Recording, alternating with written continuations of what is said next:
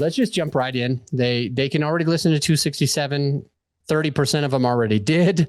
60, 70% of them are about to after this. So let's just jump into this award that you got and how it grew your podcast. And I'll ask the questions that I think the listener is going to need to know so that they can do as much of this as possible on their own as well. So jump right in.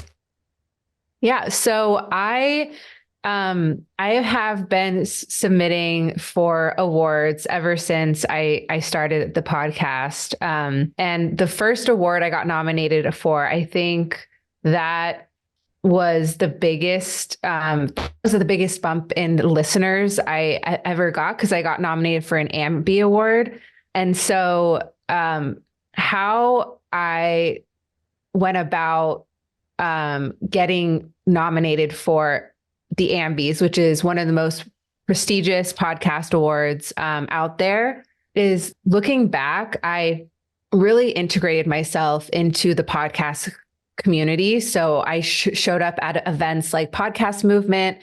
I went to as many like virtual meetings as possible with people in the industry. There's like free events happening all the time. And I also pitched a lot of newsletters to get into newsletters that a lot of the industry reads. And so that really helped, because what I found out was a lot of people in the industry were actually on the panel that decided who would be nominated for an Ambi. So one of the like best kept secrets, I think, about getting nominated for an award or winning an award is really doing the stuff before and really integrating and making yourself a household name within the industry first. When you say a household name within the industry, do you mean the industry that your podcast is in, or do you mean the podcast industry as a whole?